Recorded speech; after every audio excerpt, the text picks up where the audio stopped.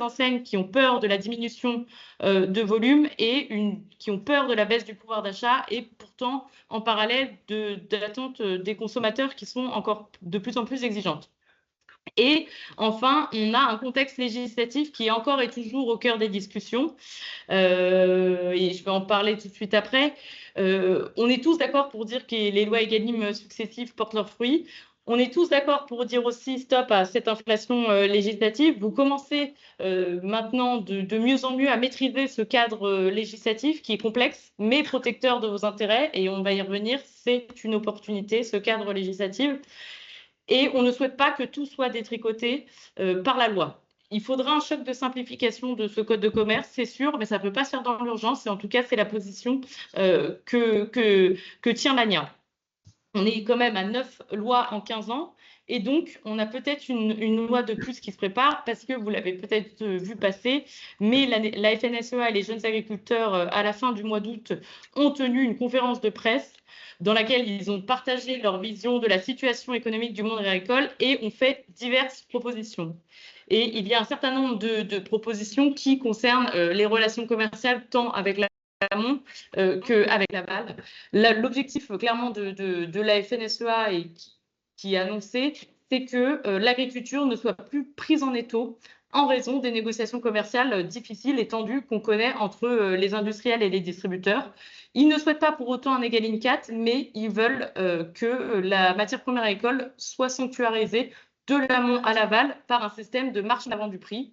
Et donc, les agriculteurs souhaitent instaurer des négociations en 2 temps, avec une première phase de négociation pour les organisations de producteurs et les industriels, et cela à partir des indicateurs de coûts de production qui auraient une place déterminante dans la construction du prix, avec une date butoir fixée au 1er décembre. Et il voudrait ensuite une seconde phase de négociation entre les industriels et les distributeurs avec le maintien d'une date butoir au 1er mars. Ce que souhaite donc cette date butoir à l'amont concernerait, selon la FNSEA, uniquement les filières qui sont aujourd'hui à l'amont engagées dans la contractualisation. Donc, c'est vrai qu'il y a aujourd'hui énormément d'exemptions. On va y revenir sur la contractualisation à l'amont. Mais vraiment, le souhait, c'est d'avoir 2 temps et vraiment une marche en avant du prix avec une négociation à l'amont, avec une date butoir, puis une négociation à l'aval. On m'a perdu. Non, je vois ta caméra. C'est un truc bizarre. On t'entend bien, Marie. Non, c'est bon, on entend bien. On vous entend bien. T'entends, par contre, si tu voulais faire bouger les slides, on est toujours sur ton premier slide. Donc ça, c'est les propositions qui émanent de la FNSEA. Il y a aussi d'autres propositions comme la pérennisation du relèvement du seuil du SAP+10 qui est une mesure expérimentale d'Egalim 1 et qui devrait arriver à échéance en avril 2025, ou encore l'encadrement des promotions alimentaires qui arrivent à échéance en avril 2026. Il y a aussi le souhait dans cette proposition de loi d'étendre les lois Egalim aux autres débouchés commerciaux qui aujourd'hui ne sont pas soumis ou partiellement aux lois Egalim, et ils sont visés ici les grossistes. Il y a également des idées sur un rapport sur les options de transparence dans les CGV, l'interdiction de la publicité comparative ou encore l'interdiction des centrales d'achat internationales. Marie, c'est une nouvelle séquence qui s'ouvre. L'ANIA est vraiment l'interlocuteur de référence sur cette séquence. On échange avec l'ensemble de nos partenaires, avec les pouvoirs publics, avec évidemment les médias, parce que c'est un sujet médiatique, puisque l'ANIA, c'est vraiment notre ADN, notre rôle que de représenter toute l'industrie alimentaire dans son ensemble, de la plus petite PME à la plus grande entreprise et l'ensemble des métiers. On travaille avec la FNSEA, avec la FCD, pour voir si on pourrait ressortir de tout ça des positions communes. Mais en tout cas, pour le moment, on a fait part de nos lignes rouges. Nos lignes rouges, c'est le maintien des acquis Egalim et le souhait de ne pas alourdir les négociations commerciales et d'avoir cette stabilité juridique quand même pour quelques années. Donc, c'est un travail, on sait qu'il y a des réformes à faire, mais on ne veut pas que les choses se fassent dans l'urgence. Et c'est un sujet sur lequel on travaille évidemment avec l'ensemble de la filière. Nous, notre point, c'est aussi que les industriels ne soient pas pris en étau entre l'amont et l'aval et qu'on ne soit pas la variable d'ajustement. Pour rappel, l'industrie agroalimentaire, on transforme 70% de la production agricole et notre industrie agroalimentaire produit 80% des aliments que nous consommons.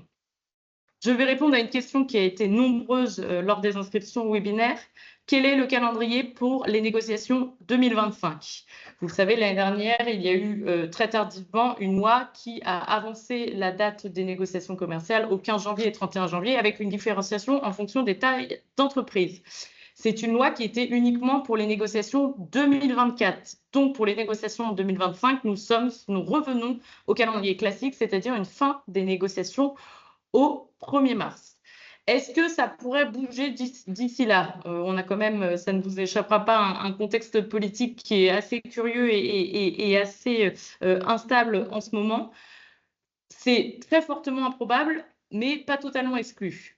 Mais franchement, on est aujourd'hui début septembre, on n'a toujours pas de loi sur le sujet et il y a d'autres priorités pour le nouveau gouvernement. Donc, pour le moment, on va parler calendrier classique 1er mars. Est-ce que la proposition de loi de la FNSEA passera avant les négociations commerciales pour les négociations 2025? Pareil, il y a peu de chances. C'est quand même c'est une proposition de loi dans laquelle il y a un titre qui concerne et des articles qui concernent les relations commerciales, mais il y a aussi énormément d'autres propositions. Donc voilà, ça reste des grosses propositions de loi sur lesquelles il y a quand même un peu de temps d'études parlementaires nécessaires. Donc, pour l'instant, pas de nouveaux textes, ce qui veut dire peut-être pour une fois stabilité. Et stabilité, selon nous, ça ne veut pas dire ne pas se préparer. Et je pense qu'au contraire, peut-être que ce sera la première année sans nouvelle loi, sans urgence. Et justement, pour nous, c'est vraiment plus que jamais le moment de se préparer. C'est pour cela qu'on a souhaité faire ce webinaire aussitôt, avec pour vous l'idée d'anticiper au maximum les négociations, de se former. Et c'est pour ça aujourd'hui qu'on est là et qu'il y a autant de personnes connectées.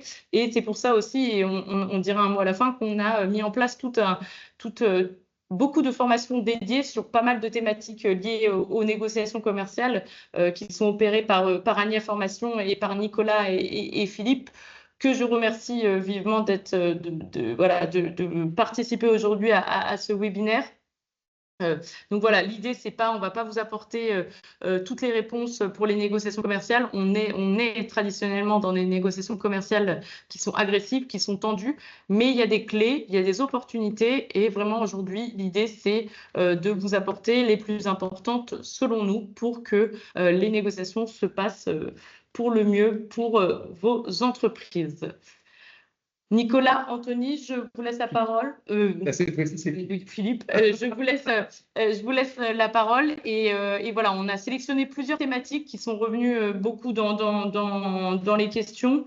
Et voilà, encore une fois, on ne peut pas tout traiter aujourd'hui, mais pour nous, on va en aller à l'essentiel. Et je pense qu'on a réuni les grands pans des négociations commerciales. Philippe, je te laisse la parole. Bon, ok, alors on y va. Bienvenue à tous et à toutes. Donc, à partir, comme disait Marie, à partir des questions qui ont été posées, elles ont été assez nombreuses. On a, avec Nicolas, essayé de réunir ces questions et traiter les thématiques principales qui étaient celles sur lesquelles vous nous avez questionné. Vous les découvrez. Ah, j'ai un petit retour de voix, moi. Vous les découvrez. On a souhaité mettre l'accent. On a souhaité mettre l'accent sur un point qui est souvent négligé, c'est la gestion du temps lors des négociations. Alors souvent négligé, vous avez vu que l'an passé, ça a été un point primordial. Marie l'a évoqué à nouveau en début de ce webinaire. Donc la date butoir est revenue au 1er mars. Pour autant, cette gestion du temps lors des négociations est un sujet vraiment important quand on s'apprête à préparer ces négociations, à les conduire. On va l'évoquer rapidement. On va évoquer aussi l'importance de l'écrit. Ça, c'est issu de l'expérience qu'on a avec Nicolas dans l'accompagnement de nos clients, mais aussi des remarques et des questions qui sont posées. voilà, on verra qu'il y a sans doute beaucoup à faire dans les entreprises et pour accentuer cette force de l'écrit dans la relation commerciale. On va évoquer les CGV pour 2025 et notamment, y a-t-il des CGV miracles ou des clauses qu'il ne faut absolument pas rater dans vos CGV. Alors, les CGV miracles, la réponse est non, hein, mais des clauses à ne pas rater, sans doute quelques-unes, et on souhaitait les aborder avec vous. Même chose pour la convention écrite, que faire en 2025. On fera un point bref, comme c'est indiqué, sur les contrats amont, et on parlera bien sûr des supercentrales et des centrales internationales et de ce que ça implique en matière de négociation. Voilà, Nicolas, tu veux ajouter quelque chose sur ce programme? Non, merci beaucoup. Eh ben, je t'en prie. Du coup, tu m'entends ou pas? Oui, de loin. Ah, de loin. Parce que tu penses que c'est celui-là? Non, c'est celui-là. Excusez-nous, hein, parce qu'on a changé de salle. Du coup, je vais essayer de rapprocher ça. Ah oui, d'accord. Ok. Et ça va. Ah non, d'accord. Ok, bon. Regarde. C'est bon, c'est bon. C'est bon? Je remonte ça. Est-ce que là, tu m'entends de plus près? Je pense que c'est difficile. Bon, vas-y. On t'entend très bien. M'entendez? Voilà, il y a Franck qui dit on t'entend très bien. Vas-y, Nicolas, envoie. Bon, alors, c'était uniquement pour te passer la parole Ah, c'est sur super. le premier thème. Très bien. On a bien fait de répéter ce webinaire. On va évoquer la gestion du temps dans les négociations. Rapidement, parce que c'est vrai, encore une fois, que c'est un sujet qui est malheureusement mal pris en compte par les entreprises, mais on voulait attirer votre attention sur ce sujet-là, juste avec ces 3 points-là. Celui qui maîtrise le temps en négociation dispose d'un pouvoir que l'autre lui consent. C'est-à-dire que la maîtrise du temps dans la négociation, ça donne énormément de pouvoir. Or, on a un législateur qui, quand on regarde les textes, finalement passe son temps à évoquer le temps. Hein, on a des dates butoirs et on a beaucoup de délais dans le code de commerce. Et vraiment, notre conseil, c'est d'utiliser et vraiment de prendre en main ce temps, cette gestion du temps, en faisant une espèce de rétro-planning, mais aussi sans doute en utilisant cette gestion du temps à travers vos CGV et votre manière d'exprimer, vous en tant qu'entreprise, comment vous entendez gérer ce temps de la négociation, les délais que vous vous donnez. Il y a des délais qui sont obligatoires et il y a des délais que vous pouvez proposer à vos clients et que vous vous engagez à respecter, par exemple pour répondre à une invitation à un entretien ou à un entretien de négociation. Vous avez la liberté de répondre aussi à des convocations, hein. Moi, personnellement, je préfère répondre à des invitations. C'est une question de vocabulaire, de sémantique, mais j'aime bien. Voilà. Et du coup, c'est un sujet intéressant à traiter, vraiment primordial à traiter, et c'est surtout un sujet à bien prendre en compte dans les négociations, parce que l'utilisation du temps fait partie des tactiques de pression les plus répandues. Vous savez, vous avez eu l'habitude d'entendre, bah, allez-y, prenez votre temps avant de prendre la décision, c'est pas bien grave. C'est quand même une technique de pression. Vous dire que si vous n'avez pas signé le contrat en sortant de ce box, bah, ça va être difficile, bah, c'est une technique de pression. Et bien ça, c'est bien une utilisation dévoyée du temps. Donc vous avez vraiment intérêt, les négociateurs et les équipes et les entreprises ont intérêt à s'emparer du sujet. Et on voulait, en passant le slide suivant, que vous aurez, qui est un peu touffu, Nicolas, si tu veux appuyer sur le bouton, évoquer... Il ne veut pas, Nicolas, il ne veut pas appuyer sur le bouton. Ici, j'ai appuyé sur le bouton. Ah, moi, ça ne change rien pour moi. Oui, non, mais ça, je sais, il y a manifestement un petit temps de latence. Microsoft a décidé de nous pourrir la vie aujourd'hui. Oh la vache. Alors, je vais te dire. Ouais, et on.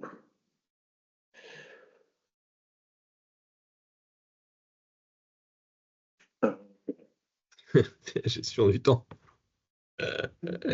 Du temps de latence, du coup. Merci, Franck. Je vais. Non, mais c'est incroyable. Hein. Les jours où ça ne marche pas, ça ne marche vraiment pas. Je retourne sur. Et je vais couper mon partage. Mais c'est pas possible. Je coupe mon partage et je le reprends.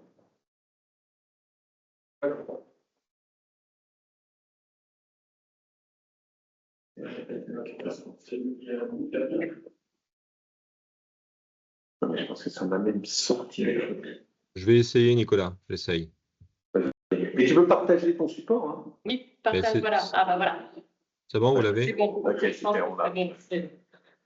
Ok. Donc voilà, sur ce petit slide qu'on a fait rapidement, c'est prendre un exemple de ce que peut être la gestion du temps, et ce que doit être la gestion du temps, avec une forme de rétro-planning. C'est-à-dire que si vous regardez tout au bout, c'est la date butoir. La date butoir, vous savez que aujourd'hui, en tant que fournisseur, vous avez des prérogatives que vos partenaires de négociation, vos clients distributeurs n'ont pas. Quant aux décisions à prendre, s'il n'y avait pas de signature à la date butoir, parce que ça fait partie des sujets qui sont à aborder très tôt, à la fois en interne dans la préparation des négociations, mais aussi très tôt avec nos clients. Pas un sujet à mettre de côté. Sans doute qu'il y aurait à réfléchir à qu'est-ce qui se passerait si 8 à 10 jours avant cette date butoir, on n'était pas en condition de signer ce contrat. Je pense qu'il faut réfléchir à ces conditions-là, à cette hypothèse, et l'aborder aussi, et ne pas se présenter, enfin d'essayer de ne pas être dans le déni, c'est pas se présenter dans cette échéance, et ne pas savoir quoi faire 8 à 10 jours avant la date butoir si on n'est pas en capacité à négocier. Et sans doute en remontant comme ça de droite à gauche, qu'est-ce qui se passe à J-15? Est-ce que ce ne serait pas pertinent de faire un point d'avancement sur les chances d'aboutir à un accord formalisé? Est-ce qu'il y aurait un mini rétro-planning à mettre en place avec nos clients, une proposition de contrat éventuellement à rédiger assez rapidement? On va aborder le sujet sur la formalisation, la place de l'écrit, mais on a bien sûr la place des entretiens de négociation, qu'ils soient à distance ou en présentiel, qu'ils soient par téléphone ou en visio, peu importe. Toujours est-il que ces entretiens doivent être systématiquement, faire l'objet de compte rendu, doivent être bien formalisés de manière explicite. On va revenir de plus en plus tout à l'heure sur ces sujets-là.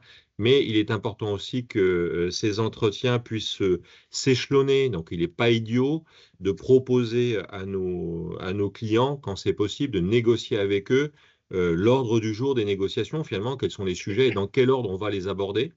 Ça pourrait être intéressant, et de formaliser aussi un calendrier des négociations avec chacun de nos clients pour pouvoir essayer de coordonner ensemble nos efforts.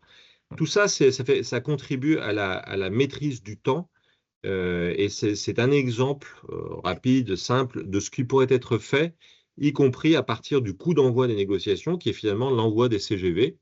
Et vous savez que vos clients ont un mois maximum pour faire un retour motivé sur vos conditions générales de vente.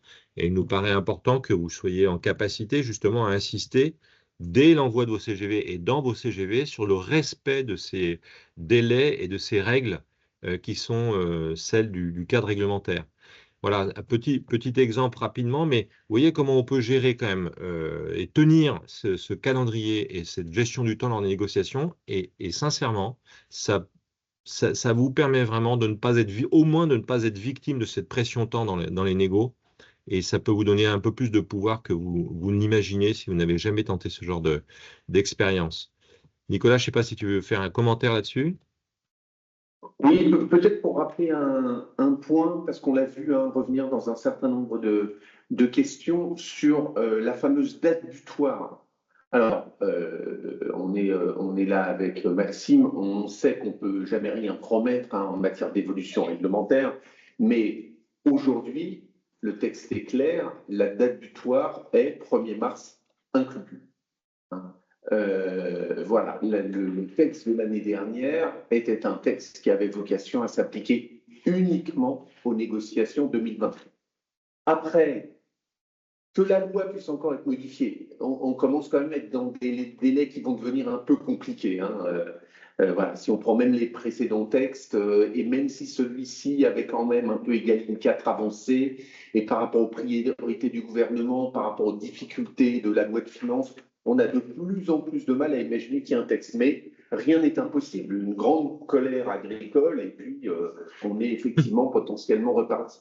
Mais simplement avoir en tête aujourd'hui qu'on est au 1er mars, mais peut-être que dans la préparation, ça peut être intéressant de penser aussi à une accélération possible, en disant, OK, on est au 1er mars, mais si, comme l'année dernière, au 17 novembre, on sort une loi qui prévoit que les négociations seront au 1er février, par exemple, voilà, comment on réagit, comment on s'est calé, et donc un peu ce qu'évoquait Philippe.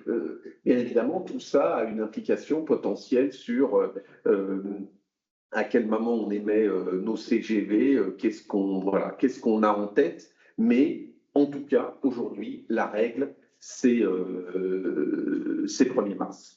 Et c'est vrai que les retours qu'on a eus des entreprises, c'est qu'elles étaient plutôt, bon, ça s'est fait dans l'urgence l'année dernière, mais qu'elles étaient plutôt satisfaites de cette avancée des négociations et de se dire, bon, finalement, on n'a peut-être pas, quand on se prépare bien, des deux côtés, on n'a peut-être pas besoin de 3 mois de négociations, de 15 rendez-vous, mais si on est efficace avec nos clients, en fait, ça se fait tout à fait en 2 mois, et ce sera certainement des réflexions qu'on aura dans le futur s'il y a une loi sur le sujet. Mais donc, je te rejoins, Nicolas, c'est pas parce que c'est 1er mars, ça veut dire qu'on signe le contrat la veille à minuit. Oui, alors tu as raison, on va réévoquer aussi ce sujet-là parce que c'est là où ça devient quand même un peu compliqué à suivre ce cas. Parce qu'on a la loi Le Maire, c'est elle qui a bougé la date butoir, qui avait une vie de quelques mois, alors qu'on a la loi d'Estrosa qui avait une vie de 3 ans. Mais en fait, 3 ans à partir du 1er avril, ça donnait négociation 2024 et 2025.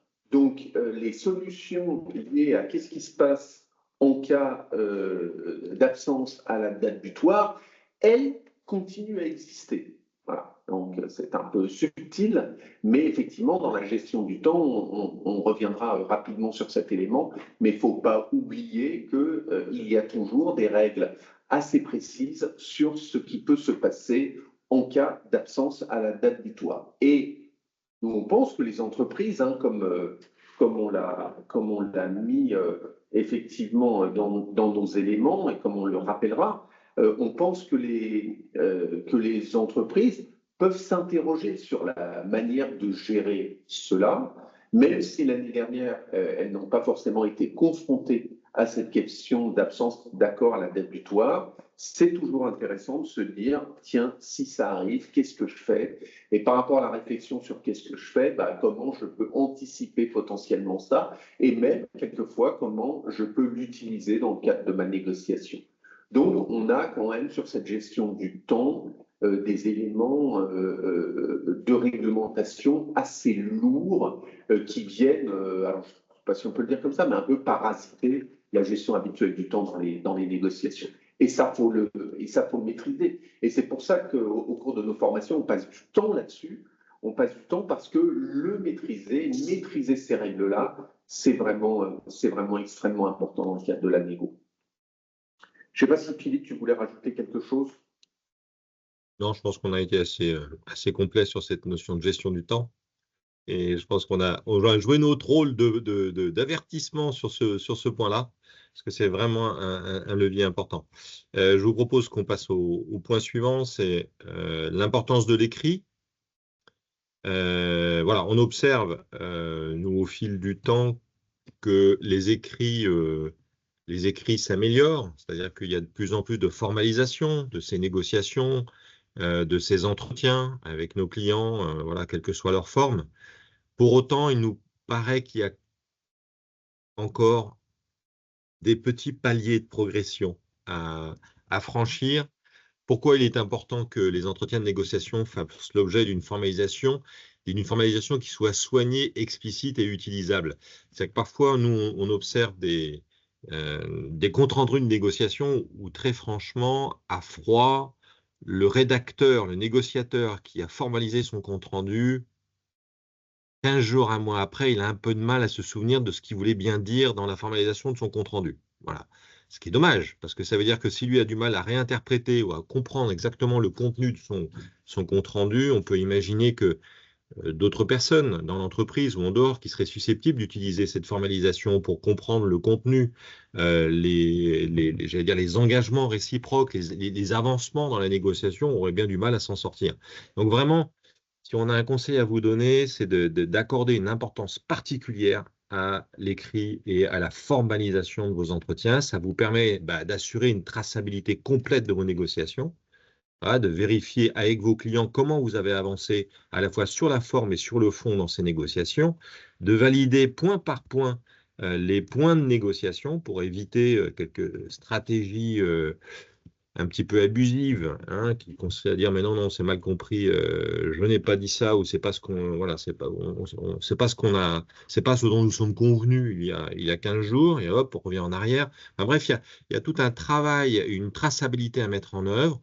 Ça vous permet aussi de sécuriser la relation commerciale, hein, et de s'assurer qu'aucun abus n'a été commis. Donc là, parmi les abus, on peut faire la liste. Et il y a la bonne foi dans les négociations, la non-discrimination, le fait de pas tenter de soumettre ou de soumettre l'autre à des obligations créant un déséquilibre significatif, évidemment la manipulation du temps, qui n'est pas un abus en soi, mais qui permet effectivement de mettre de la pression. Donc ça permet vraiment de sécuriser cette relation commerciale, d'éviter toute ambiguïté et tout malentendu quant aux contreparties obtenues et aux avantages accordés, hein. J'allais dire que dans les contrats, on a souvent le quoi. Dans les comptes rendus de négociation, on a souvent le comment. C'est-à-dire que par rapport à une clause du contrat, comment cette clause va s'appliquer, quelles ont été les conditions pour qu'elle s'applique et qu'elle puisse, j'allais dire, être vérifiée à l'issue de notre collaboration, c'est souvent dans les comptes rendus de négociation qu'on peut le trouver. Et là, on en a bien besoin. On a besoin aussi de ces comptes rendus et d'une formalisation soignée lorsqu'on va formaliser les avenants.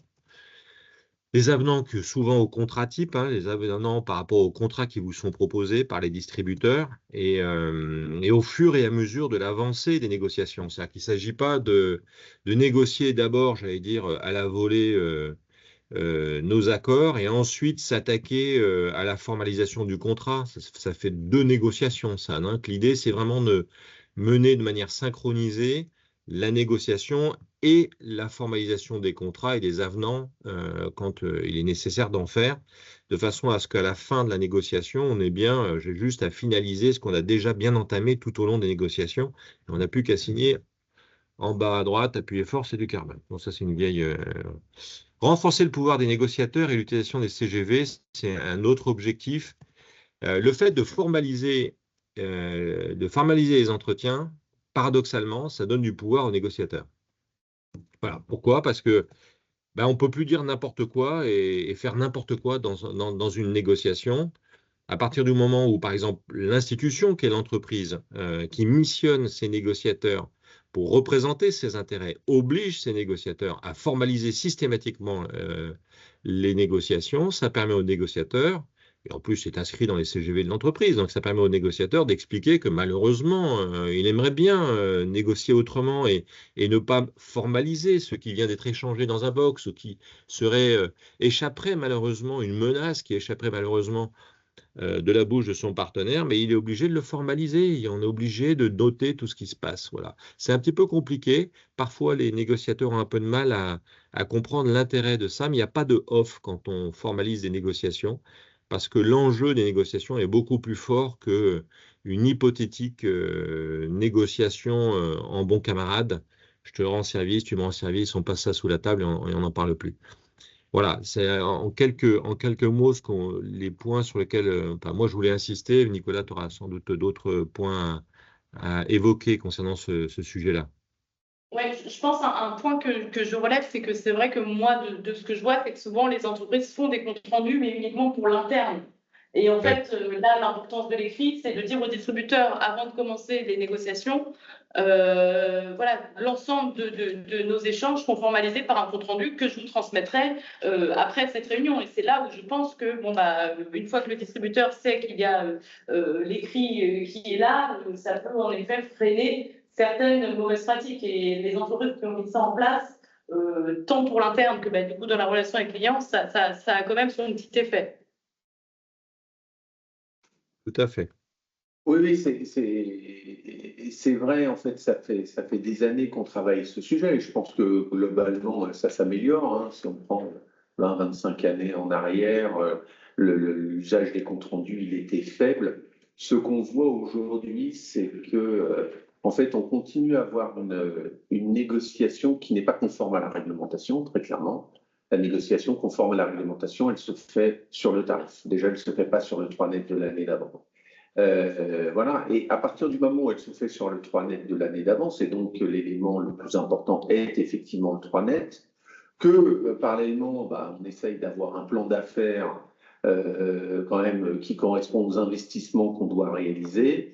mais ce plan d'affaires, il n'est pas forcément bien formalisé. Et à la fin, on se dit, bon, bah, maintenant, il faut qu'on écrive le contrat. Et très souvent, on va sur des contreparties qui sont extrêmement limitées, des choses dangereuses.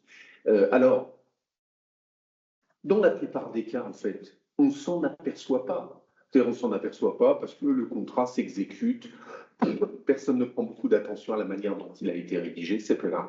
Et puis, de temps en temps, on se retrouve dans des situations où on veut mettre notre client en face de ses responsabilités en lui disant qu'il n'exécute pas comme on l'avait dit. Ouais. Sauf qu'on l'a dit et qu'on n'a pas forcément écrit sous une forme contractuelle. Et ça, c'est le sujet, voilà, des confirmations d'accord. J'écris un contrat, puis après, j'explique ce qu'il y a dans le contrat. Mais quand c'est opposé au client, il dit, vous pouvez m'écrire ce que vous voulez, y compris que je vous dois 50 millions d'euros, c'est pas pour ça que ça en fera une vérité. Donc, on a quand même besoin, je pense, de réfléchir, en tout cas, quand on est un industriel, à trouver la bonne voie. Et si l'on estime que la bonne voie est d'avoir des contrats un peu plus, comment dire, un peu plus précis, un peu plus contraignants aussi pour ses clients, où il y a des vraies contreparties, on sait que le cadre réglementaire peut nous aider. Mais après, et c'est finalement le rôle de l'ANIA de rappeler aussi qu'on peut faire autrement et que c'est ce qui s'appelle la concurrence, et c'est bien pour ça que l'ANIA ne fait aucune recommandation. Chacun y trouve sa voie, mais c'est vrai que si on cherche de la contrepartie, on peut à ce moment-là mobiliser le cadre réglementaire. Mais on mobilise le cadre réglementaire si on manie l'écrit. Ça, c'est vraiment un triptyque. En dehors de ce triptyque, il n'y a pas de salut pour cette stratégie-là. Quand on en a d'autres, c'est bien évidemment autre chose. Voilà. Et puis peut-être aussi parce que ça marche. Voilà, parce que ceux qui le font peuvent avoir des réussites. Alors, c'est rarement des exemples qui circulent beaucoup. Hein. On a vu beaucoup plus faire circuler les exemples de il y a tel industriel qui n'a pas été gentil avec son client, donc du coup, il a été très lourdement sanctionné. Donc, on a raison d'être très méfiant. Mais en revanche, des bons exemples d'avoir été chercher des vraies contreparties, ça existe aussi.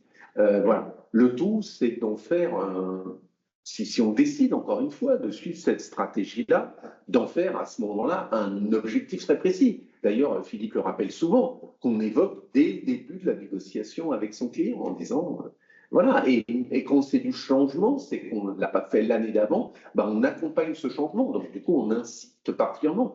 Et les conditions générales de vente peuvent effectivement aider à cet élément-là et à aller justement insister sur la recherche que l'on veut faire.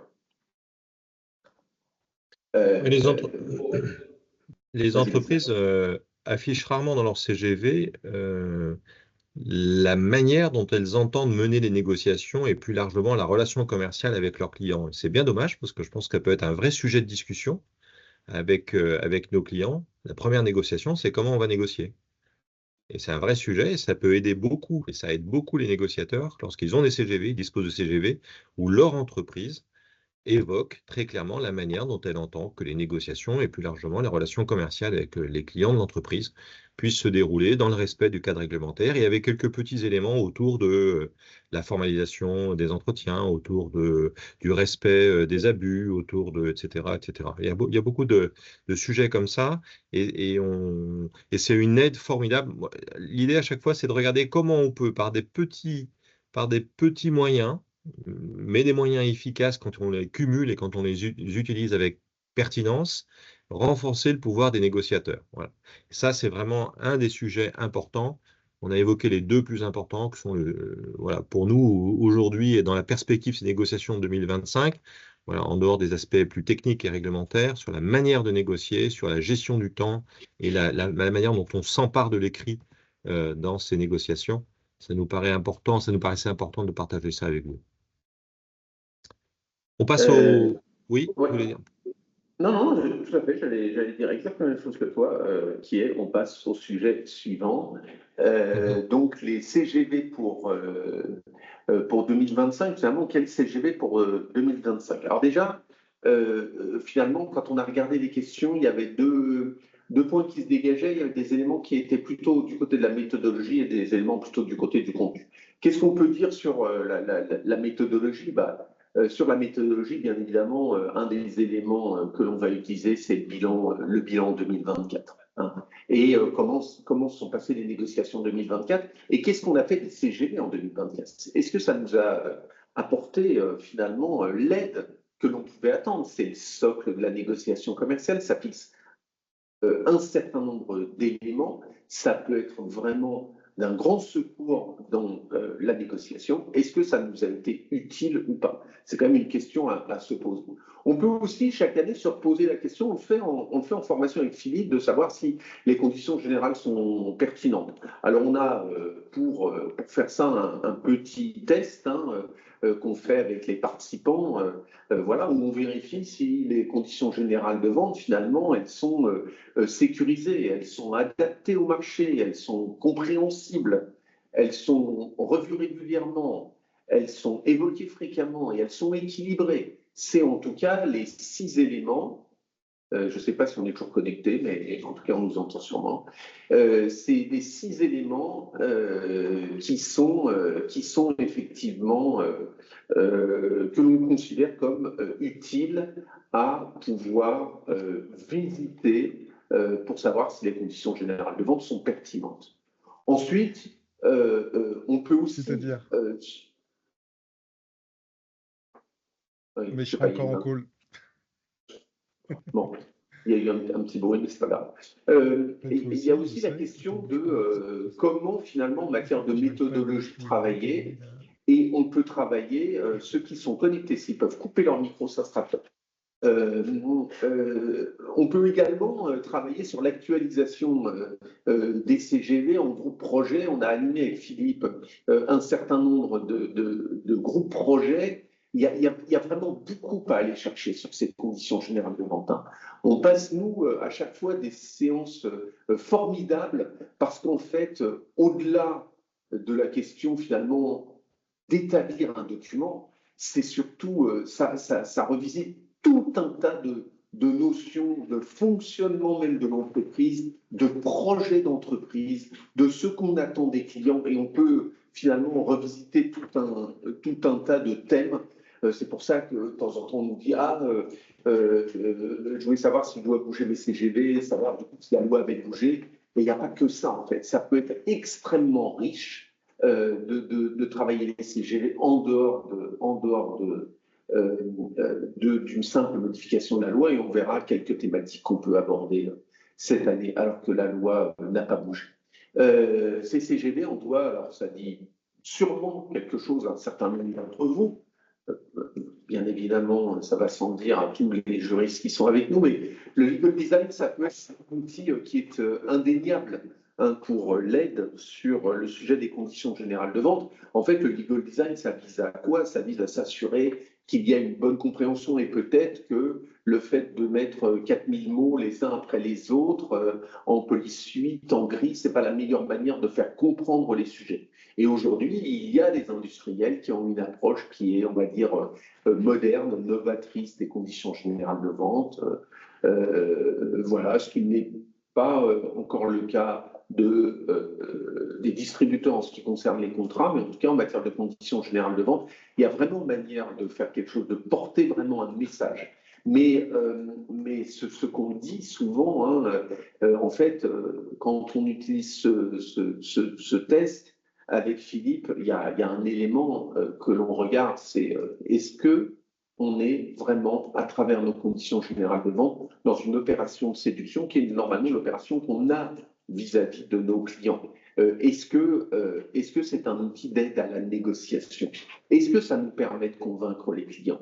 Est-ce que c'est le bon message qui est porté? Quand on s'interroge, sauf avoir déjà fait cet exercice et est arrivé à une version optimum qui n'empêchera pas chaque année de la regarder, et ben ça veut dire qu'on a un potentiel d'amélioration qui est incroyable. Et peut-être la principale remarque qui nous est faite en formation, vraiment si on regardait le top des remarques, c'est « Ah, j'avais pas vu les CGV comme cela. Je n'avais pas vu les CGV comme cela. » Voilà. Et il y a énormément de choses qu'on peut avoir.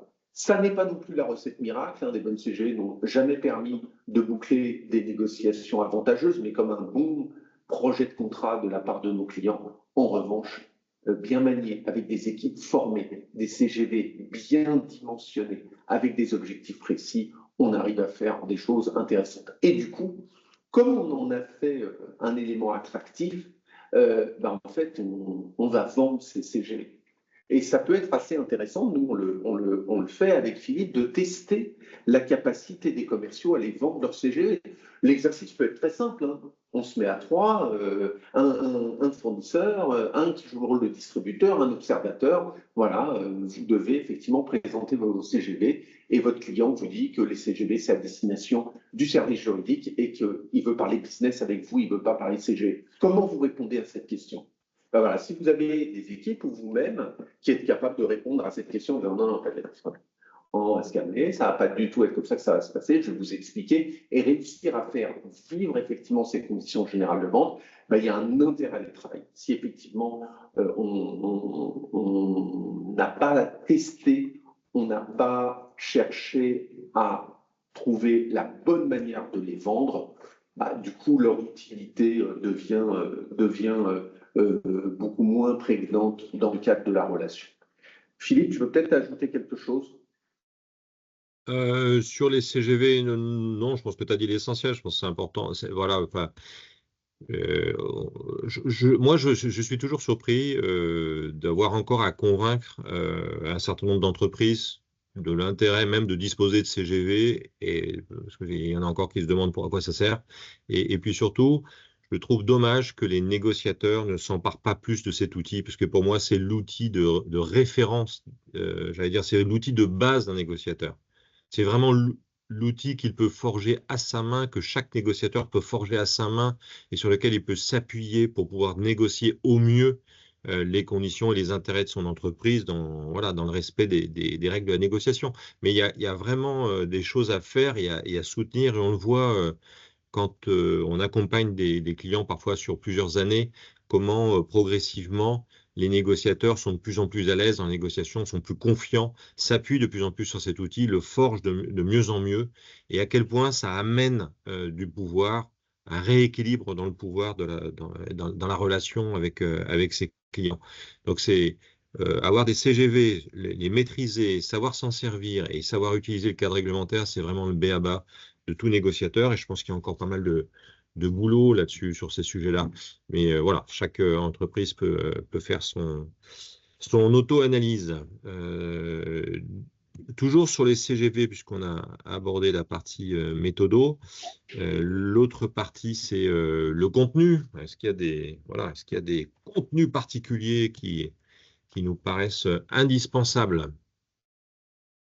Oui, alors, désolé, Philippe me faisait remarquer que je ne regardais pas la caméra, mais en fait, je regarde une autre caméra, Philippe. Donc, il y a une caméra qui, normalement, voit toute la salle. Du coup, j'ai coupé la mienne. Oui, dans toute la salle, d'accord.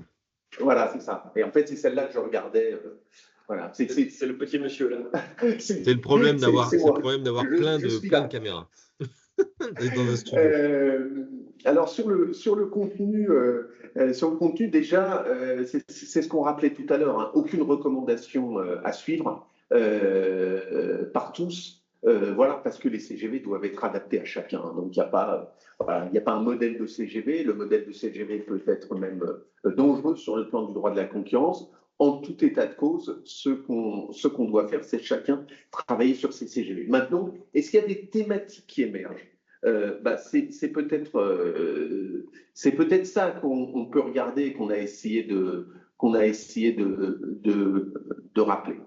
Je pense qu'on est quand même dans une séquence, ça ne vous aura pas échappé, dans laquelle on a énormément de mouvements, énormément d'incertitudes.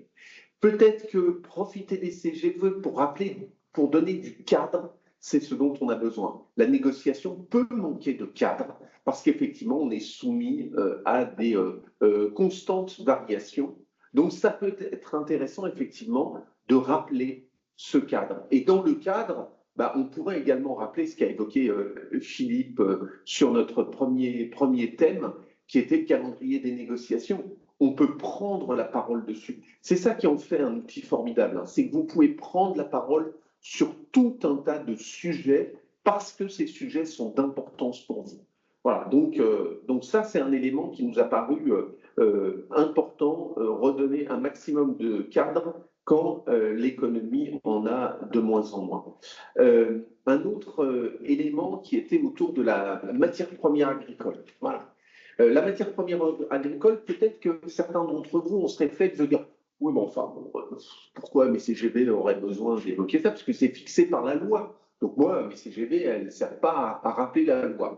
Bon, c'est d'abord une question qu'on peut se poser, puisque comme on va échanger avec le client sur le contenu des CGV, ça peut être intéressant de rappeler la loi. Il appartiendra à chacun de se décider. Mais derrière ce concept de non-négociabilité, qu'est-ce qu'il y a derrière? C'est pas quelque chose qui est arrivé, qui vient de nulle part, qui a aucune comment dire, racine dans l'entreprise. C'est quand même un vrai sujet, la matière première agricole. C'est quoi le concept de non-négociabilité? C'est quoi ce que moi je souhaite promettre à mon amont agricole, même si je ne travaille pas en direct avec un producteur agricole? D'ailleurs, rappeler la manière dont je travaille permet aussi d'éviter un certain nombre de raccourcis. Donc en fait, on peut dire moult choses sur l'ANPA, et la loi n'est peut-être pas entièrement suffisante à ça. Si on va sur un sujet encore plus précis en matière de NPA, il y a la clause de révision automatique et la clause de renégociation. Alors, on va s'arrêter sur la clause de révision automatique qui est celle qui a le plus d'impact. Aujourd'hui, quelqu'un qui voudrait travailler le sujet de la NPA pourrait se dire, tiens, ça pourrait être intéressant que j'ai une clause de révision automatique. La clause de révision automatique que je souhaite dans les conditions générales de vente, hein, c'est quelque chose de tout à fait envisageable. Recommandé, comme on a dit, on ne fait aucune recommandation, ça dépend vraiment de sa stratégie. Certains ne veulent pas trop évoquer le sujet de la NPA, d'autres le mettent très en avant, et à ce moment-là, ils se décideront en fonction de leur intérêt. Le sujet des contreparties, on en a parlé quand on a parlé de l'écrit et de la recherche des contreparties, mais ça peut être un excellent sujet de conditions générales de vente, surtout quand on sait que potentiellement les clients de la GMS, un peu contraints, sont eux dans une démarche de vouloir peut-être s'exposer le moins possible.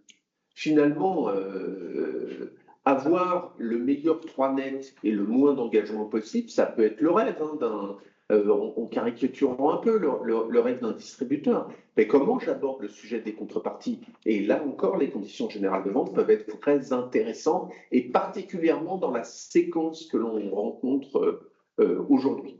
On peut également décider de traiter le déroulement des négociations. On l'a un peu évoqué au-dessus en évoquant la gestion du temps, le calendrier des négociations, mais aussi la manière dont elles se passent. Quand j'ai des négociations à plusieurs étages, qu'elles soient nationales ou internationales, je peux aussi m'exprimer sur ce que j'attends, comment je le vois, qu'est-ce que je souhaite faire. Alors certains disent « Ah oui, mais comme je ne négocie pas à l'international avec tous mes clients, si je commence à évoquer ça, voilà, bon. » Après, il vous appartiendra de décider si vous pensez que vos clients savent déjà que vous négociez avec Eurelec et ou Everest et ou Eureka. Voilà, mais effectivement, ça peut être un sujet à évoquer. De même, la variation du parc magasin, c'est quand même assez intéressant, ça. Aujourd'hui, je dis, voilà, j'avais négocié et j'ai 50 magasins en plus, j'en ai 50 en moins. Est-ce que ça a un impact? Pas d'impact? Est-ce que vous voulez le traiter? En tout cas, ça peut être un sujet.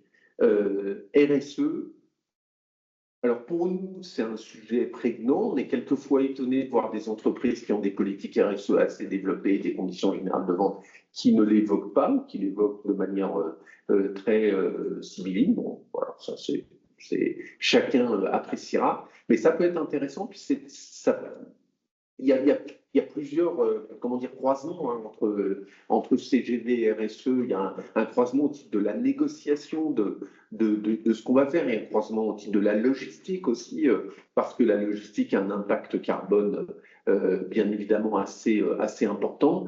Voilà, donc effectivement, c'est une voie potentielle de réflexion sur un nouveau sujet ou d'amélioration du traitement. De même que l'imprévision, c'est-à-dire ce monde en complet mouvement, ben en fait, qu'est-ce que je peux promettre à mes clients? Qu'est-ce que je peux leur annoncer? Comment je peux expliquer, voilà, quelle est ma vision sur justement les variations? Est-ce que finalement j'estime évoluer dans une filière avec une assez grande sécurisation ou au contraire soumis à des contextes de variation très forts? Vous savez qu'il y a des produits, alors aujourd'hui ce sont essentiellement des matières premières qui viennent de l'étranger, qui sont soumises à des variations absolument extraordinaires que personne n'aurait anticipé. D'ailleurs, si les uns les autres l'avaient anticipé, on serait tous très fortunés aujourd'hui parce qu'on aurait joué effectivement le sens inverse. Mais voilà, donc aussi ramener ça, de dire oui, je conclue un contrat, mais il peut y avoir beaucoup de choses qui viennent faire varier la manière d'exécuter le contrat. Les pénalités, parce que ça m'arrive, on peut quand même être étonné, hein, mais on devrait apprendre à ne jamais être étonné, mais on a quand même eu des remarques dans les questions qui ont été posées de personnes qui viennent nous dire en fait, aujourd'hui, je subis plus de pénalités que j'en subissais avant Egalim 2, alors que la loi, elle visait quand même à tordre le cou aux pénalités. Donc ça, c'est un vrai sujet. Et si c'est un sujet d'importance, c'est un sujet des CGV. Compliqué d'amener un sujet dans la négociation à partir du moment où on ne l'a pas traité dans ces CGV. Et on peut le traiter de manière assez précise dans les CGV. Donc ça, c'est un sujet qu'on ne doit pas laisser de côté. Et je sais qu'on avait eu quelques remarques là-dessus en disant « Ah oui, alors on a retiré notre paragraphe pénalité parce qu'aujourd'hui, la loi, finalement, a fait son œuvre. » La loi, elle ne fait pas d'œuvre. Et les interprétations, comment on peut le dire, fantaisistes de certains, voilà, peuvent faire peur. Donc ça peut être intéressant de rappeler le sens de la réglementation. Non, le plafonnement des 2% ne plafonne pas le préjudice. Et donc, je ne répare pas 2% du préjudice. Les 2% se calculent sur, effectivement, les produits d'une catégorie. Hein. Donc, on a un vrai sujet à travailler là-dessus. Le point central des pénalités n'est pas le plafonnement du 2%, c'est la réparation du préjudice qui est important. Je ne ferai à travers les pénalités que réparer les préjudices. Voilà. Et ça peut être des choses, si vous l'estimez nécessaire, que vous pouvez rappeler dans vos CGV. Autour de la promotion, déni, parce que, bien évidemment, j'ai envie de dire, tous les 2-3 ans, on a son lot de circulation entre le 4net et le 3net. Voilà, et ça peut être intéressant de rappeler, finalement, comment vous différenciez votre investissement. Voilà, ça peut être intéressant d'expliquer pourquoi vous investissez sur Déni. Ce n'est pas tout à fait la même chose que d'investir en réduction de prix ou en coopération commerciale qui peuvent avoir pour résultat d'augmenter mécaniquement la marge de vos clients, alors que les NIP ont vocation à faire en sorte, en tout cas pour la partie de ce qui est redonné aux consommateurs, à être à destination du consommateur. Puis, dernier point qu'on avait envie d'évoquer, c'est loi applicable tribunal compétent.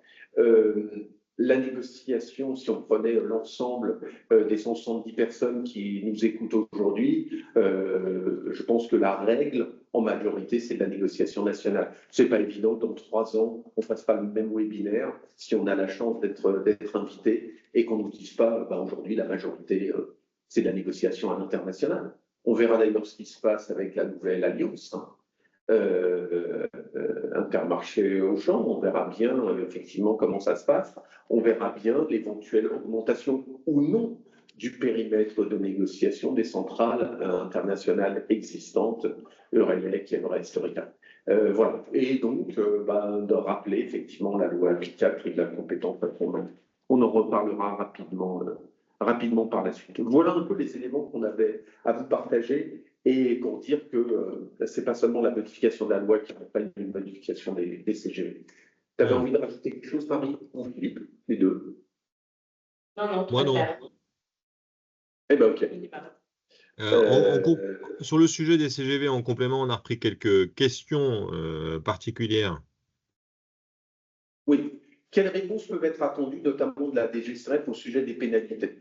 Aujourd'hui, on a quand même une discussion là-dessus parce que la DGCRF reste beaucoup sur les règles de forme. Hein. Donc, par exemple, elle a poursuivi les déductions d'office. Hein. Elle a fait des injonctions qu'elle a poussées au bout. Donc, très bien. Nous, notre vrai sujet, alors là je parle au nom de l'organisation professionnelle, pas du tout vous les uns indépendamment des autres, vous pouvez avoir des sujets différents, mais c'est vrai, c'est le préjudice. On a une règle parce que le législateur a considéré que les distributeurs avaient été trop loin en matière de pénalité. On a une règle qui est très dure, qui n'existe que dans ce domaine-là. Tout ailleurs, vous pouvez pénaliser voilà, en transport, il y a des choses un peu particulières, mais en général, vous pouvez pénaliser assez librement. C'est vraiment quand vos pénalités sont délirantes. Et bien, nous, on a une règle qui dit que ça doit être proportionné au préjudice subi. Et aujourd'hui, la DGCCRF est quand même normalement destinataire de beaucoup d'informations, puisque chaque année, vous remplissez un beau tableau Excel, ce que vous avez refait cette année. Et alors, c'est très personnel, hein, je ne veux même pas mettre l'ANIA là-dedans. Moi, je trouve que c'est un peu mou. Voilà. Moi, j'aurais envie d'exemples, voilà, et finalement qu'on regarde le sujet et si c'est pas pour faire quelque chose de purement identique au préjudice, on voit bien si au moins il y a déjà un préjudice. Est-ce qu'au moins il y a un préjudice? Ah, c'est scandaleux, ils ne respectent pas ça, je ne sais pas quoi, je n'obtiens pas les DADV, mais par ailleurs, je fonctionne autrement. Bon, ça, c'est un exemple qui est un peu daté, mais on a plein d'exemples où je ne respecte pas une règle, mais il n'y a pas de conséquences pour le client. C'est ça la règle. Déjà, du principe du préjudice, je ne parle même pas de la proportionnalité, mais déjà du principe. Donc, on pense que la DGCRF pourrait en faire plus, et bien évidemment, vous pouvez compter, alors là, je parle en votre nom, mais je le sais, vous pouvez compter sur l'ANIA pour rappeler, hein, parce que ça, c'est un sujet que vous remettez en permanence auprès de la DGCCRF sur le fait qu'il faut une action forte. Et en donnant l'exemple il y a aujourd'hui des personnes qui disent qu'ils sont plus pénalisés à l'heure actuelle qu'ils ne l'étaient il y a quelques années avant toute cette réglementation. Bon, ça veut dire quoi? Ça veut dire qu'une réglementation, elle est appliquée à l'aune de ce qu'elle est contrôlée. Surtout quand on est en France, avec quand même ce petit côté latin. Si demain je dis que la vitesse n'est plus du tout contrôlée sur la route, je ne suis pas sûr qu'il y ait encore beaucoup de monde qui roule en dessous de 130. Voilà, c'est tout. Donc c'est peut-être un rappel là-dessus. Il y avait une autre question qui touche, alors on l'a classée dans les CGV, on aurait pu le mettre, qui est beaucoup plus longue, qui évoque le sujet de la shrinkflation. Et en fait, on vous enverra de toute façon les slides, mais il y a une question de base. À Milou, je vois que tu as levé la main, et du coup, je te donne la parole en tant que, bien évidemment, normalement, on ne participe pas, mais tu es quand même président de la commission industrie commerce, donc, et vice-président. Je ne savais pas qu'on devait se taire.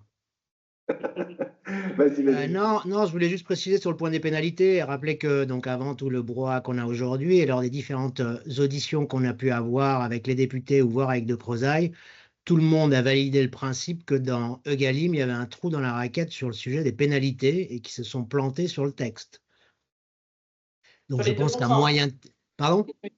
Sur le fameux 2%. Donc, nous, à l'ANIA, on va continuer effectivement à batailler pour obtenir une correction dans le texte de loi, parce que globalement, ils étaient quand même tous à peu près d'accord pour dire qu'ils se sont plantés sur le sujet. Et c'est le fameux 2% à la catégorie versus la ligne. Oui, complètement. On a eu effectivement voilà, un sujet qui a été mal maîtrisé. Mais n'empêche que le point de rééquilibre reste la question de est-ce que c'est bien proportionné au préjudice? Bien sûr. Ouais, mais il joue sur le fait que du coup l'assiette des 2% est beaucoup plus grande et en effet on avait échangé avec le député d'Esprosailles, donc malheureusement prévu, mais je pense qu'on pourra revenir sur le sujet parce que l'objectif, c'était pas que ça fasse gonfler les montants des pénalités, au contraire. Exactement. Je veux juste qu'on ne considère pas que c'est une fin en soi, le texte qu'on a à l'heure actuelle. Quand est-ce qu'on pourra le faire évoluer, ça, j'en sais rien. Mais en tout cas, je pense qu'il y a bon espoir de le faire évoluer parce que tous les interlocuteurs qu'on avait rencontrés étaient d'accord pour dire qu'il y avait un trou dans la raquette. Ouais, merci pour ce rappel. Une deuxième question qui concernait la shrinkflation et en fait qui concerne un point très spécifique de cette shrinkflation qui est la question finalement de l'autonomie du distributeur qui déciderait, parce que c'est son interprétation, qu'un produit fait l'objet de shrinkflation.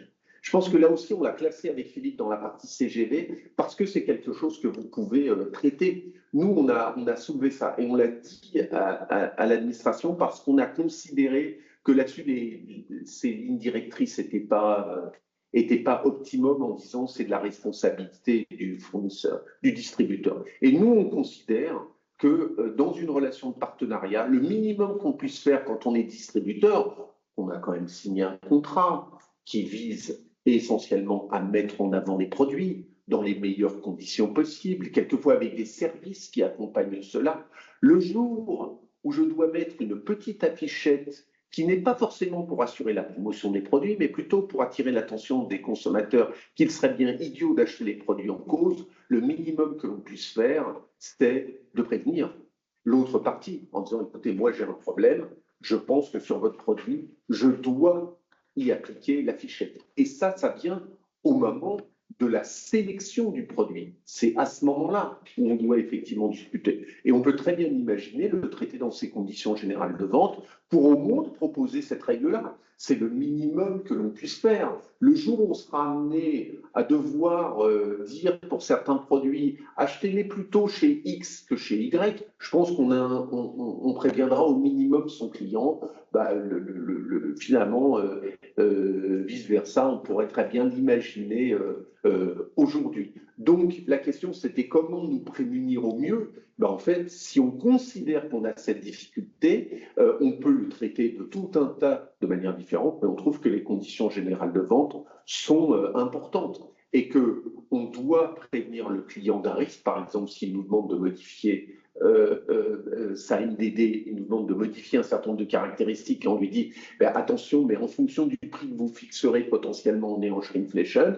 De même, effectivement, qu'on peut aborder le sujet en disant qu'au minimum, ce qui doit être fait, c'est que si le distributeur détecte une shrinkflation, il serait de bonne loi de prévenir le fournisseur plutôt que de faire de l'affichage sauvage comme vous avez pu le voir. Et sur ce point, en cas de dérive de certains clients, n'hésitez pas à nous faire remonter, parce qu'on a vu dès la mise en œuvre de l'arrêté, il y a eu un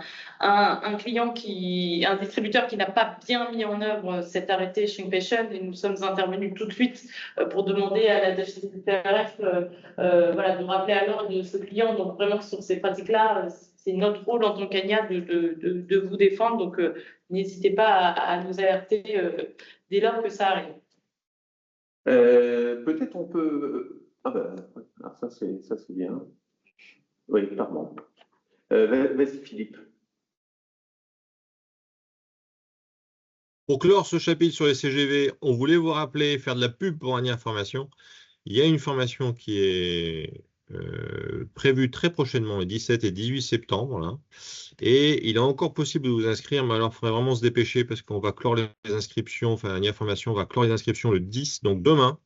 Mais du coup, vous voyez que le sujet est riche, donc n'hésitez pas à nous rejoindre ou à rejoindre ANIA Formation, à regarder rapidement sur le site pour pouvoir approfondir le sujet pleinement. On va passer à la convention, si vous voulez bien. Hop, elle est où ma convention? Elle est là.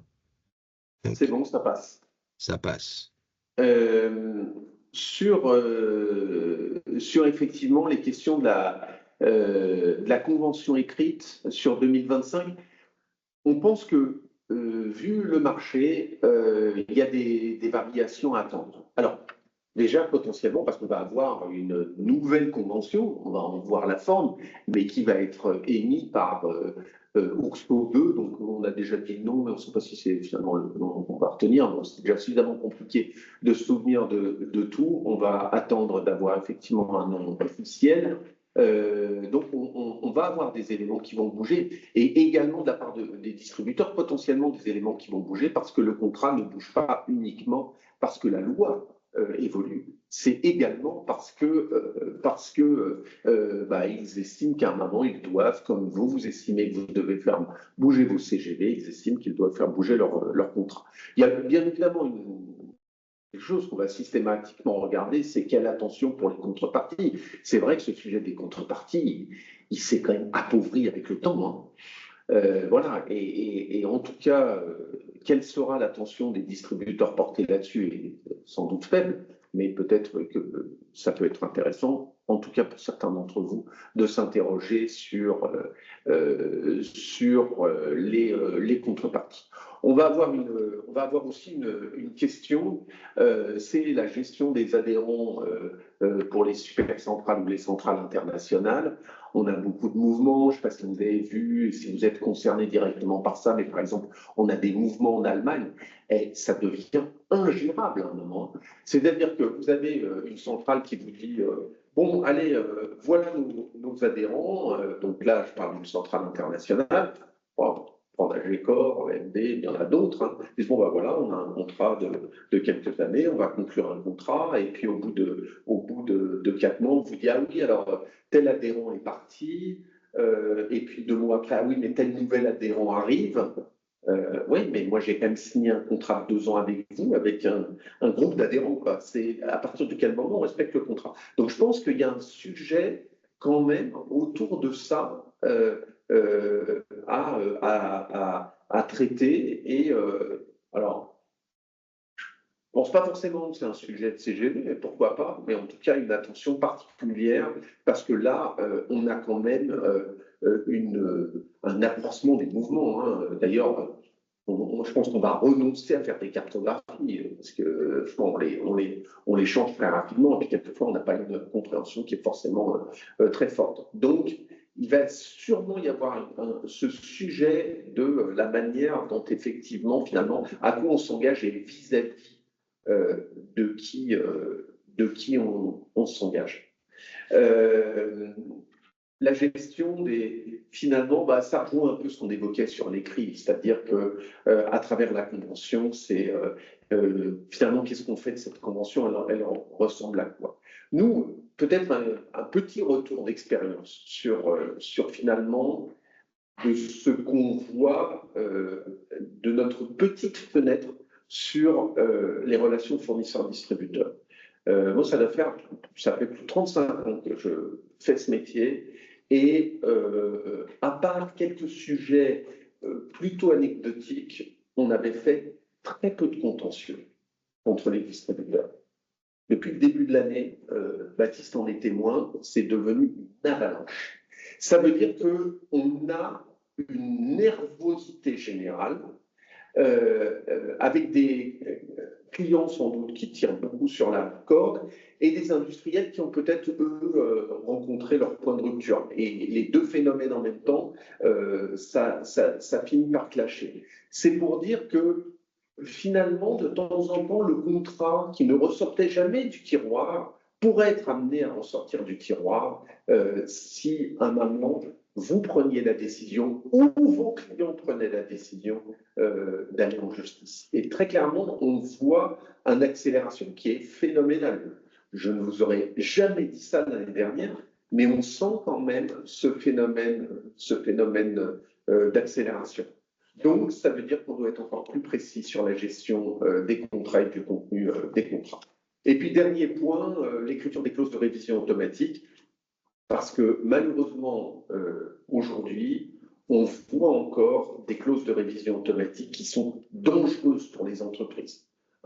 Le distributeur ne voulait pas plusieurs indicateurs, donc du coup, on a pris l'indicateur d'un produit, mais qui n'est pas présent dans tout notre produit, mais on a mis un taux suffisamment élevé. Voilà. Puis tout d'un coup, la matière première elle explose. Alors là, tous les produits sont impliqués, y compris les produits dans lesquels on n'a pas du tout cette matière première agricole. Comment on se sort de ce capharnaüm alors que dans d'autres métiers, nous on appelle ça révision automatique, parce qu'on veut faire les malins, mais c'est de l'indexation. Dans d'autres métiers, l'indexation, c'est habituel. Tous les contrats sont indexés, les personnes ont l'habitude de gérer ça, et nous, on trouve que de temps en temps, c'est un peu géré à l'emporte-pièce, et ce qui implique des risques dans un sens ou dans l'autre. Hein. Parce que l'exemple que je donnais, la matière première a explosé. Bon, bah, je vais gérer ça, mais imaginez que la matière première agricole ait juste fait le chemin inverse. C'est-à-dire que le distributeur aurait pu me demander de baisser les prix sur des produits qui n'étaient absolument pas impliqués par cette matière première, parce que la clause est rédigée comme ça.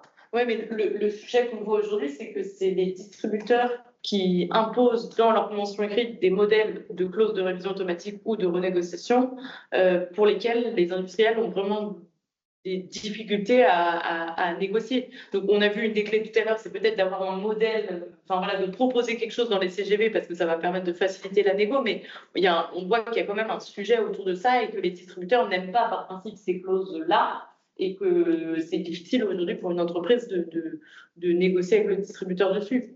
Oui, après, alors, c'est toujours compliqué quand on aborde ce sujet-là parce que, évidemment, on n'est pas non plus des donneurs de leçons et on sait que c'est compliqué. On peut peut-être penser que, en tout cas pour un certain nombre d'industriels, ça n'est pas toujours une priorité. Voilà, et que c'est quelquefois un sujet qui est un peu repoussé dans la négo. Et puis à un moment, il faut bien signer, quoi. Et s'il faut bien signer, voilà. Donc il peut y avoir aussi un peu ce phénomène-là, parce qu'on pourrait dire la même chose d'une négociation sur le prix. Hein. Ah bah non, on a été obligé parce que le distributeur insistait, mais on a bien son point de rupture. On pourrait l'avoir aussi sur des clauses de révision automatique. On pourrait aussi décider de traiter le sujet en amont. C'est pas toujours le cas, mais chacun, en fait, se décidera en fonction de l'importance que ça a pour lui. Pour certains, ça a finalement très peu d'importance, tant mieux. La matière première agricole pèse pas lourd. Il y a d'autres sujets à traiter. Mais en tout cas, je pense pas qu'il y ait, tu vois, je pense pas qu'il y ait une règle absolue qui soit ces clauses sont non négociables. En fait, je pense qu'elles le sont d'autant plus qu'elles sont forcément variables d'une entreprise à l'autre. Donc, de toute façon, le distributeur sait gérer cette complexité. Elles sont à l'évidence négociables. Quel poids, nous, on a mis dans la négociation. Je ne sais pas si, Philippe, tu veux... Juste un petit mot sur ce point-là, sur la négociabilité de ces clauses. Je pense qu'effectivement, c'est une question de priorité et d'enjeu pour les entreprises, et ensuite de moyens qu'on se donne. Toutes les clauses sont négociables, d'autant plus facilement, j'allais dire entre guillemets négociables, qu'elles sont encadrées par le cadre réglementaire. Donc à un moment donné, on peut très bien s'appuyer sur le cadre réglementaire pour pouvoir négocier ce qu'on a envie de négocier. Il y a une question de timing que tu as évoquée rapidement, c'est que ces clauses de révision automatique, elles ne sont pas nouvelles, et donc rien finalement ne nous interdit, quand c'est vraiment quelque chose de stratégique, de négocier ces clauses de révision de façon plus pointue en cours de contrat. Et je pense que ça aurait été une stratégie intéressante, et certains de nos clients l'ont fait, c'est-à-dire qu'ils sont partis avec des CGV et ils ont mal négocié les premières clauses de révision, mais ils sont revenus à la charge. Ils ont renégocié ces clauses de révision en cours de contrat, et ça a bien fait avancer les dossiers du coup, parce qu'il y avait ils ont pris plus de temps pour légitimer les clauses qu'ils avaient cette fois-ci affinées dans leur fonctionnement et dans leur proposition au sein des CGV. Et on voit qu'année après année, ça s'améliore, et ça s'applique d'ailleurs de mieux en mieux. Voilà. Donc c'est vraiment une question stratégique, mais on comprend aussi les entreprises qui considèrent que le dossier est tellement complexe, l'opposition, j'allais dire presque de principe des distributeurs est tellement forte qu'ils préfèrent remettre à plus tard les négociations de ce sujet. C'est tout à fait possible. Encore une fois, c'est une question de stratégie de négociation, de priorisation en fonction des enjeux. En tout cas, c'est négociable. Ça c'est certain. Juste, je voudrais passer à la question suivante, parce que je vois que le temps s'écoule et qu'on arrive... il ne nous reste pas beaucoup de temps, et on a un élément sur une question, on a repris dans ce sujet-là, une question sur les mouvements agricoles de début d'année. Pas une bonne question, ça? Yes, sauf que... Ouais, mais pardon. Attendez, je disais que ça passait pas, mais en fait, ça passe. Alors, en tout Ça cas, ça passe, passe c'est une toujours. question de temps. Mais oui, c'est exactement. Il y avait une question sur est-ce que les mouvements agricoles de début d'année peuvent amener la distribution à assouplir ses positions sur des revalorisations de produits agricoles peu ou pas transformés? Moi, je suis un peu dubitatif là-dessus. Je suis un peu dubitatif parce que je pense que en la matière, on est de ma petite fenêtre encore, hein. Je pense que on est plutôt sur des opérations de communication que sur la réalité de ce que je négocie ou pas avec soit en direct avec les agriculteurs, soit avec les industriels qui font des produits agricoles peu ou pas transformés. Ce serait une bonne nouvelle, hein. Ce serait une bonne nouvelle de dire, bah, écoutez, effectivement, la protection de la matière première agricole va en premier lieu passer par les entreprises qui ont des produits peu ou pas transformés. Donc, du coup, une part de matière première agricole très importante. Je n'ai pas le sentiment que ce soit la voie qui soit subie. Et vous avez toujours un point quand même qui est compliqué, hein, c'est que, bien évidemment, bah, la volonté de l'un ou de l'autre de faire ça, elle vaut si les autres font la même chose. Sauf qu'ils sont comme nous, c'est-à-dire ils ne s'entendent pas. Et à un moment, est-ce que moi, distributeur X, je lâche du lest là-dessus au risque que mes concurrents ne le fassent pas et que je me mette à acheter ces produits finalement plus chers? Donc, je ne sais pas. Voilà, on le verra, hein, on verra effectivement s'il y a une volonté. Je pense que ça passe beaucoup par le contrôle et c'est normal. Parce qu'au moins le contrôle, bah, je sais qu'il existe une règle. Si je la respecte, bah, je suis évidemment, je me mets des contraintes, mais je suis à l'abri du risque. Si je la respecte pas, je suis confronté au risque. Si elle n'est pas très bien contrôlée, bah, à ce moment-là, si je la respecte, finalement, j'ai un peu tort. Mais de mon point de vue, je sais pas et on sent pas voilà, je sais pas comment le dire, mais on ne sent pas aujourd'hui une volonté de contrôle extrêmement significative. Ça va peut-être arriver, hein, mais pour l'instant, enfin, je sais pas si Marie, toi, t'en as entendu parler, mais des contrôles d'administration sur clauses de révision automatique, respect des clauses de révision automatique, est-ce que la matière première est sanctuarisée, pas sanctuarisée? Il y a quand même tout un tas de tiers indépendants qui ont écrit, bah, moi, je considère que la matière première agricole n'est pas sanctuarisée. Je ne sais pas où ça en est, tout ça. Non, non, c'est un vrai sujet, hein. Est-ce que c'est pour cause de complexité ou parce qu'il n'y a pas l'envie politique d'aller mettre le nez là-dedans? Mais c'est un vrai sujet et c'est ce qu'on a dit dans nos rendez-vous qu'on a pu avoir avec la FNSEA. Le sujet pour la meilleure valorisation des agriculteurs, c'est peut-être pas d'avoir une date butoir à un an qui serait une énième source de complexité. On a un super outil qui est la sanctuarisation de la MPA et aujourd'hui, il n'y a pas de contrôle. Et les distributeurs le savent. En fait, à chaque fin de négo, on demande à ce qu'il y ait des contrôles sur le sujet et on n'en a toujours pas eu, on n'a toujours pas eu de rapport. Donc voilà, on sera hyper ferme sur le sujet cette année et j'espère qu'on obtiendra un rapport sur ce point. Un bref point, hein, tu m'as dit si tu es capable de le faire en 2 minutes. Merci pour le challenge. En fait, c'est juste pour vous rappeler, parce qu'on a vu plein de choses. Voilà, on a essayé de faire le schéma le plus simple possible. Il peut être encore plus compliqué que celui-là, mais pour rappeler effectivement qu'on a une partie amont agricole. Hein, ce sont les contrats conclus par le producteur agricole.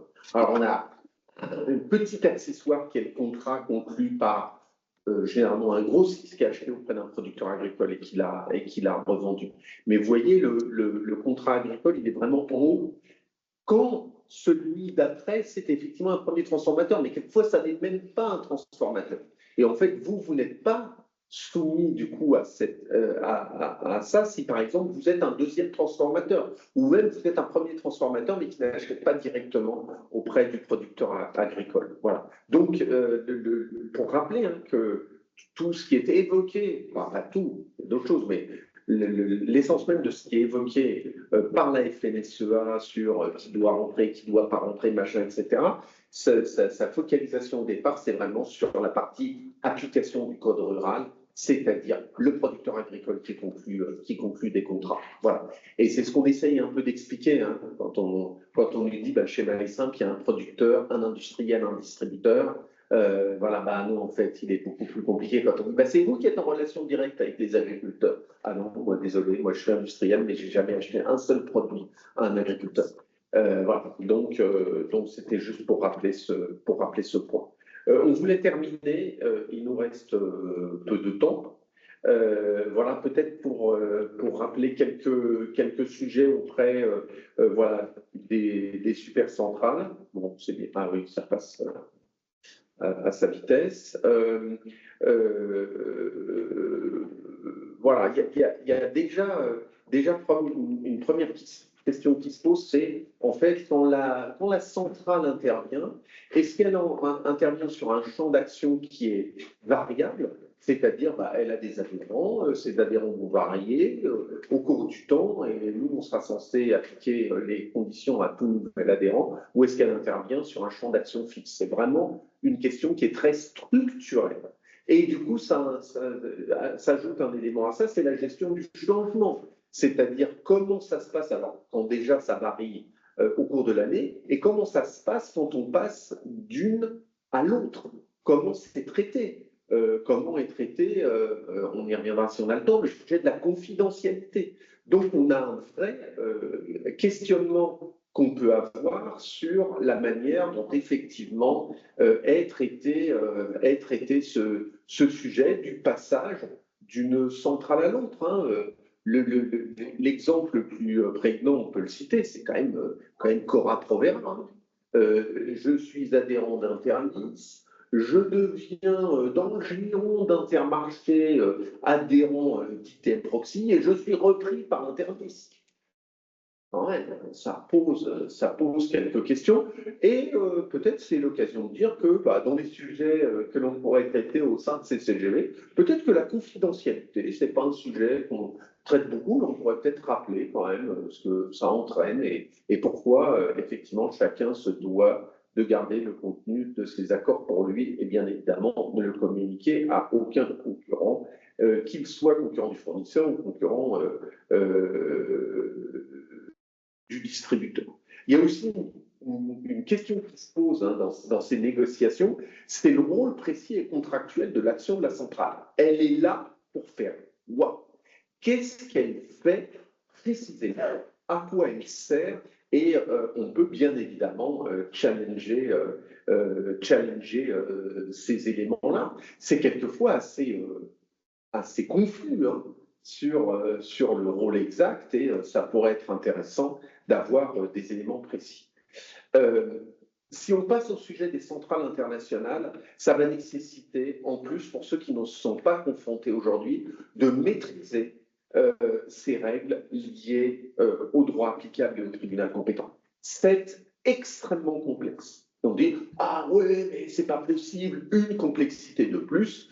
Oui, le droit, il n'échappe pas au reste hein, de ce qui se passe.